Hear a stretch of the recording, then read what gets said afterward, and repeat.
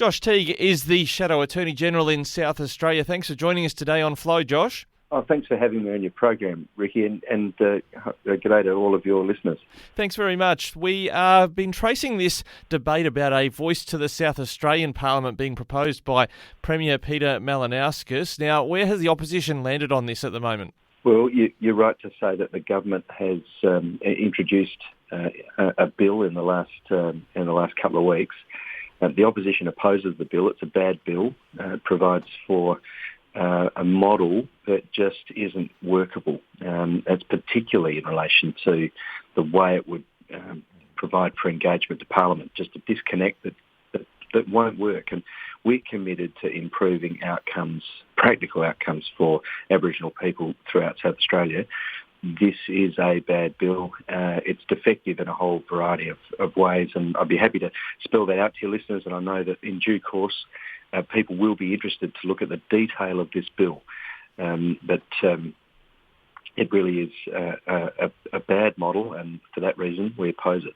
Well, and you're the Shadow Minister for Shadow Attorney General. It does look to me, when I tried to look at it in some detail, that it looks like a shadow parliament in the sense that people get elected and there could be dozens, if not more, people that are elected to this. They call it a voice, but it's really another chamber, isn't it? Part 4 of the bill provides for the means by which this body would engage with the Parliament, and it has been described in terms of a third chamber, because what's clear about the way this model would work is that the body that's elected by the bill would come onto the floor of Parliament and weigh in on every piece of legislation that the Parliament was looking at. But worse than that, it would do so in an unworkable way, because it wouldn't be connected to the debate. It might happen before, during or after the debate, and in a way that's just not defined at all. Now, the model that I've introduced and that's been on notice paper for a long period of time provides real mechanisms by which Aboriginal people can work up policy that's going to make real differences. Now, it stands in stark contrast with the model in this bill.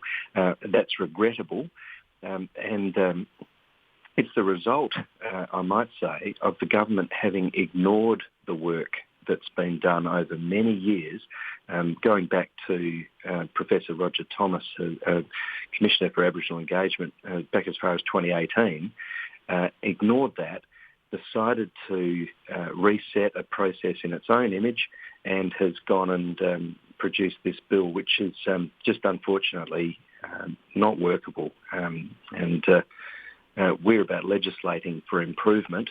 And I'll certainly not stand by and wave through defective legislation. Now, we've tried to speak with the Attorney General and Aboriginal Affairs Minister Kian Maher about this proposal they've put forward. He's so far declined an interview on their version of The Voice.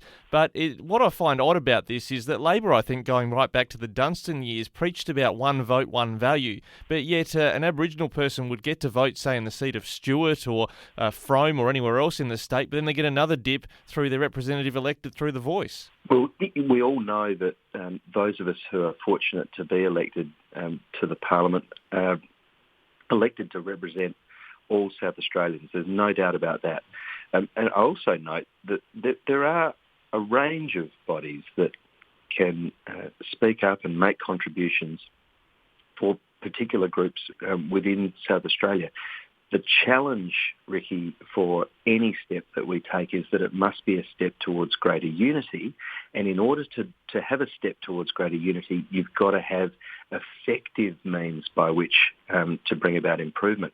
Now, this bill, and I say particularly in relation to the way that it provides for engagement to the Parliament, unfortunately won't do it. It has hallmarks of ceremonial or formal engagement and a number of set pieces in the course of a year, but nothing in terms of the means by which to achieve real improvement. And I guess what it really comes down to now the upper house. The Liberal Party is in opposition, doesn't have the numbers in the lower house. Is there a prospect that this could be waved through with the support of the Greens or SA Best or both?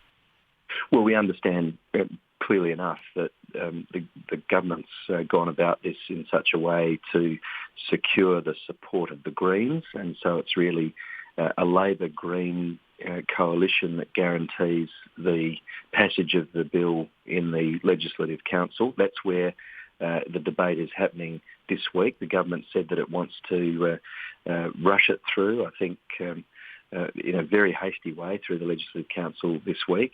It's been described not by me but by others in terms of the haste with which that is occurring. And we know that the government has the numbers in the lower house.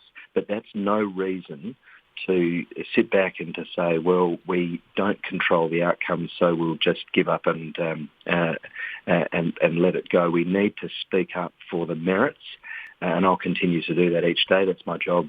And I just, on a legal point, but I think it's a significant one, knowing there's a federal debate about a referendum on a voice to the federal parliament. There's no referendum required here. The parliament can actually make changes to the Constitution, or is it not making changes to the Constitution in this particular package? It's true that there's no requirement for a referendum in South Australia, and this is a very different thing. It's important to highlight the difference, and there is a federal debate going on. That's true.